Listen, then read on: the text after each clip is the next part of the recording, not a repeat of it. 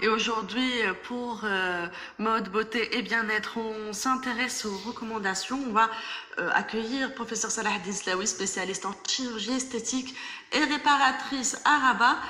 Comment réussir sa chirurgie esthétique؟ هذا هو الموضوع ديالنا ديال اليوم. اليوم غادي نعطيكم نصائح لإنجاح عملية التجميل. إلا كان عندكم أي سؤال بخصوص هذا الموضوع كتصلوا بنا على 0537 70 48 54 أو على 0537 20 44 73 le 05 37 20 44 73 ou le 05 37 70 48 54. Professeur, bonjour. Bonjour. Comment ça va, professeur? Ça va très bien et je vous souhaite à vous et à tous les auditeurs un excellent ramadan. Merci professeur, à vous également et à tous les auditeurs et auditrices de Chaîne Inter. Aujourd'hui, on va partager avec nos auditrices et auditeurs, professeur, quelques conseils par rapport aux chirurgies esthétiques. Premier conseil.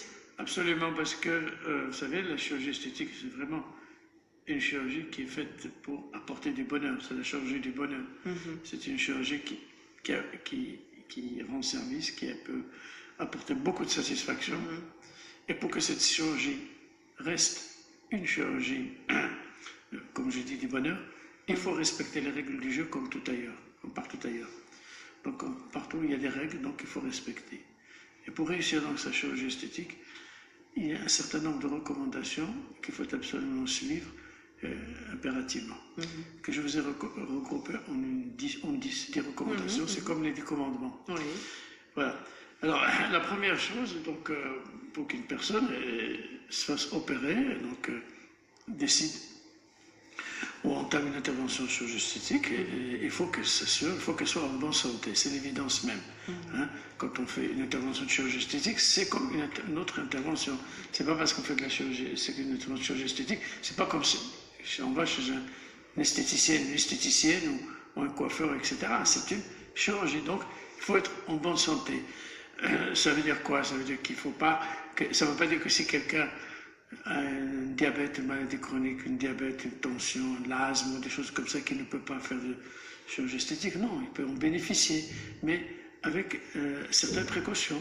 C'est-à-dire, il ne faut pas se faire opérer, il ne faut pas que le diabète soit déséquilibré, il faut se faire opérer quand on est stable, stabilisé. Quand on est asthmatique, il ne faut pas se faire opérer en période de crise d'asthme. Quand on a de la tension, il faut traiter sa tension avant et régler sa tension, etc. Donc, il faut que la personne soit en bonne santé. S'il y a des problèmes de santé, des problèmes médicaux, il faut voir son spécialiste et une préparation donc, à cette intervention. Donc, c'est le premier point essentiel, il faut être en bonne santé. Ça, c'est le premier conseil. Avant de passer au deuxième conseil, on va accueillir Sarah de Rabat. Sarah, bonjour. Bonjour Iman, bonjour professeur Kari. Comment Bonjour. ça va? Bonjour. Déjà, Ramadan Moubarak. Allez, Avec mes vœux de bonheur. Merci beaucoup, Sarah. Merci beaucoup. Alors, Sarah, c'est quoi ta question pour professeur Slaoui? Alors, je voudrais savoir si on pourrait éventuellement faire une rhinoplastie et jeûner en même temps. Est-ce que le fait de faire cette opération va impacter le jeûne ou pas? D'accord, Sarah. Donc, merci beaucoup. Merci pour votre question et bon ramadan à vous aussi. Merci, Sarah. Très bonne journée à vous. Restez à l'écoute, on va essayer de répondre à votre question. Donc, si c'est une rhinoplastie complète, qui sera donc faite sous anesthésie générale, donc vous êtes obligé de rompre le jeûne au moins le jour de l'opération. Mais si c'est une rhinoplastie partielle, à minima, qui est envisagée sous anesthésie locale, on peut éventuellement ne pas rompre le jeûne.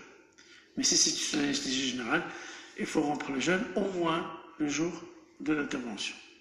Eh bien, donc, voilà, il faut rompre le jeûne finalement. Au moins le jour de l'intervention, pour une anesthésie générale, obligatoirement, on doit rompre le jeûne. Au moins le jour de l'opération. Voilà, Sarah, merci beaucoup pour votre intervention. Et puis, j'espère qu'on a pu répondre à votre question. Docteur, on va passer au deuxième conseil, peut-être? Oui, alors, deuxième point il est important, essentiel, c'est la motivation. Il faut que les gens, la chirurgie esthétique est une chirurgie personnelle. Et la motivation doit être une motivation personnelle intrinsèque. Je veux dire que la personne, tout le monde doit se faire opérer pour elle-même et jamais Pas pour pour les autres. C'est une patiente qui se lève le matin et se sent encore en forme, pleine d'effervescence, elle a beaucoup d'entrain et veut travailler, etc., qui se sent dynamique dans sa tête, et quand elle se regarde dans le miroir, le miroir lui renvoie l'image d'une femme qui est vieille, fatiguée, etc. Cette femme qui demande donc un rajeunissement du visage ou un lifting pour harmoniser son esprit avec son image, avec son esprit, c'est une demande tout à fait légitime. Une femme qui a des grosses poitrines, ça la dérange pour s'habiller, pour travailler, pour faire du sport, etc. Ou un nez tordu qui la gêne, qui lui fait qu'elle perd confiance en elle-même, etc. Et qu'elle fasse le pas, la demande à la chirurgie, c'est tout à fait légitime. Mais quelqu'un qui se fait opérer, une femme qui se fait opérer uniquement parce qu'on lui a dit « Ah, votre nez ne me plaît pas », etc.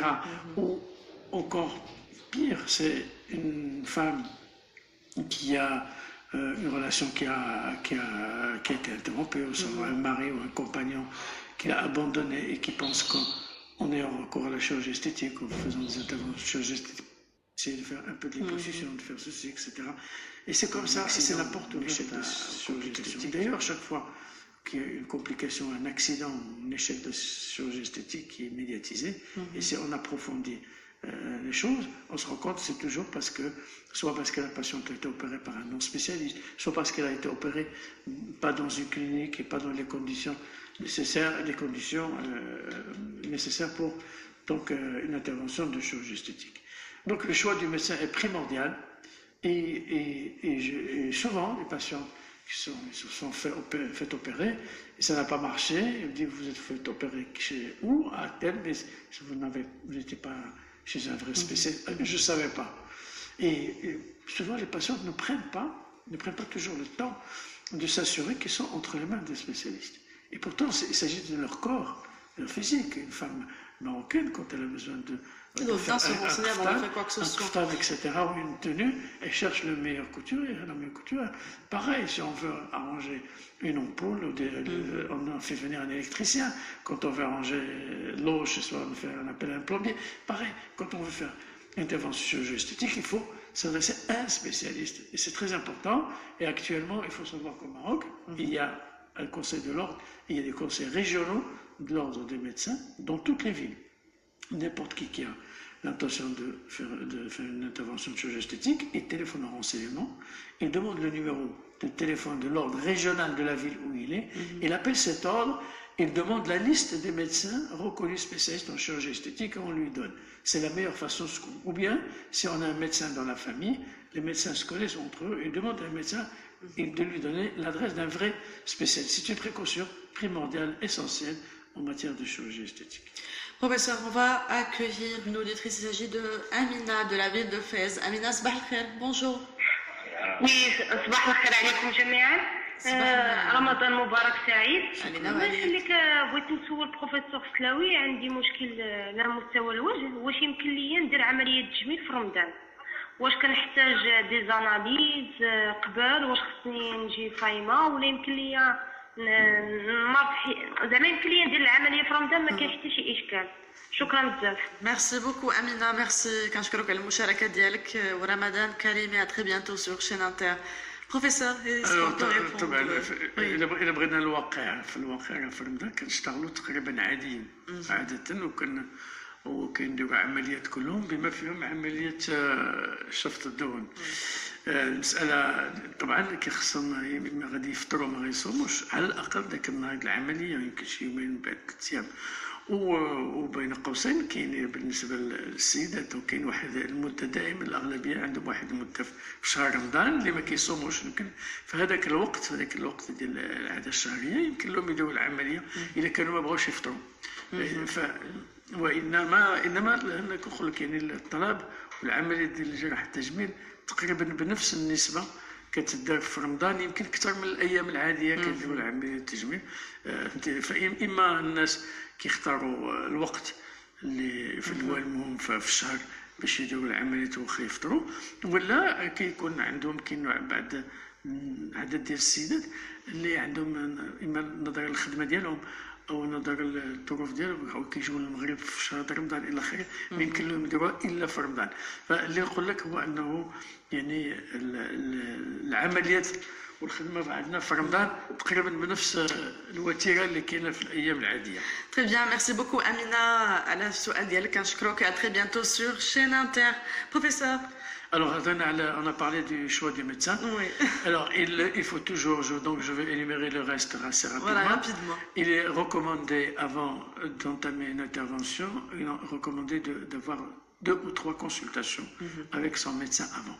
Durant ces consultations, la patiente ou le patient explique au chirurgien ce qu'il souhaite, ce qu'il veut faire, et le chirurgien essaye de lui donner le maximum d'explications sur l'opération qu'il lui propose, comment ça va se dérouler, est-ce qu'il va se dérouler, est-ce qu'elle va avoir des cicatrices, etc. Donc il faut 2 ou 3 entretiens avant l'intervention entre le spécialiste. Il faut aussi une consultation avec le médecin anesthésiste, surtout si l'intervention est prévue sous anesthésie générale, c'est très important. On recommande donc aux patientes d'informer les médecins anesthésistes et les chirurgiens de tous leurs antécédents médicaux. Et surtout s'ils ont des allergies, s'ils prennent des médicaments, s'ils sont traités pour une telle ou telle maladie, etc. On recommande, le 8e recommandement, c'est l'aspirine. Il faut éviter de prendre l'aspirine avant tout médicament qui contient de l'aspirine, une semaine avant toute intervention chirurgicale pour éviter les risques hémorragiques. Le tabac, 9e recommandation, surtout pour certaines interventions chirurgicales où il y a un décollement comme le lifting, les plasties abdominales, les plasties mammaires des seins, on recommande d'arrêter la consommation du tabac 1 mois avant l'intervention, et au moins 15 jours après l'intervention, si on ne veut pas avoir des problèmes de cicatrices, de complications, de nécrose, etc. Et puis, 10e recommandation, conseil, on n'appelle pas les patients ou des patientes pour rien, c'est parce que justement on souhaite qu'ils soient patientes. Les résultats de la chirurgie esthétique, il y a certes une partie des résultats, il y a 70% de résultats qu'on peut voir immédiatement, mais pour avoir le résultat final, il faut attendre. C'est au bout de peut-être de quelques semaines, 1 mois, qu'on a 80 à 90% du résultat, mais on a 100% de résultats qu'au bout de 6 mois. Donc il faut que les patientes et les patients soient réellement patients et attendent un petit peu le délai nécessaire pour avoir le résultat final. Et en général, quand on respecte ces recommandations, la chirurgie esthétique, c'est que du bonheur. Merci beaucoup, professeur. Merci pour tous ces conseils, toutes ces réponses. À très bientôt sur chaîne Inter et Ramadan Moubarak. Merci.